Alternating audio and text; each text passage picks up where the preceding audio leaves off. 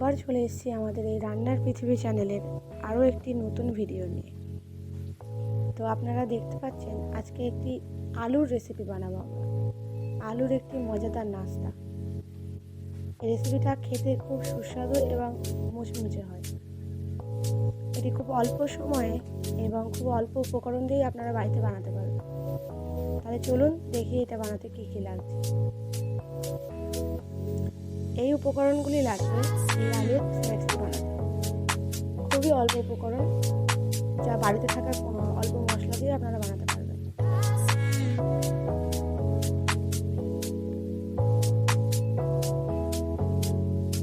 প্রথমেই লাগছে আলু, এরপর লবণ, জিরে গুঁড়ো, হলুদ গুঁড়ো, লঙ্কার গুঁড়ো, গোলমরিচ গুঁড়ো, কাঁচা লঙ্কা, কর্নফ্লাওয়ার, সাদা তেল। এবার আমরা প্রথমেই আলুটাকে সিদ্ধ করতে বসাবো। প্রথমে একটু জল গরম করে তার মধ্যে আলুগুলো দিয়ে তাতে পরিমাণ মতো লবণ দেবো এবং আলুটাকে খুব সুন্দর করে সেদ্ধ করে নেব। আলুটা খুব সুন্দর করে সেদ্ধ হয়ে গেছে, এবার আমরা নামিয়ে নেব।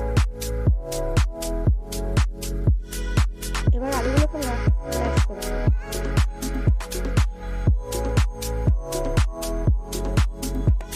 এবার আলুগুলো থেকে সেই সমস্ত রকমের মশলাগুলো দিয়ে দেবো, যেমন লবণ, হলুদ, জিরে গুঁড়ো, লঙ্কার গুঁড়ো, গোলমরিচ গুঁড়ো, কাঁচা লঙ্কা কুচি এবং কর্নফ্লাওয়ার। এবার সমস্ত জিনিসটা দিয়ে খুব সুন্দর করে মাখতে হবে। মেখে ব্যালেন্স চাটুতে বেলে খুব সুন্দর করে লম্বা লম্বা করে কেটে নিতে হবে। এবার এই স্টিকের আকারে কাটা আলুর মজাদার নাস্তাটি তেল গরম করে তাতে একে একে ছেড়ে দিতে হবে। এবার তেলে এই সুন্দর তেলে এবার এটাকে সুন্দর করে ভেজে নেব। এপিট ওপিট উল্টে পাল্টে সুন্দর করে ভেজে নেব। ভাজা হয়ে গেলে এবার আমরা এটাকে তুলে নেব।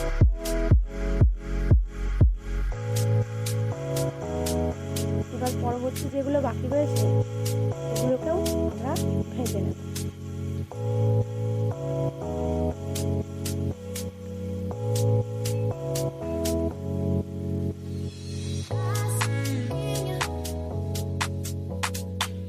এবার আমরা সুন্দরভাবে গরম গরম সার্ভ করব, সঙ্গে কেচাপ রাখবো। এটা খেতে খুবই সুস্বাদু হয় এবং খুব অল্প সময় এবং অল্প উপকরণ দিয়ে আপনারা বানাতে পারবেন।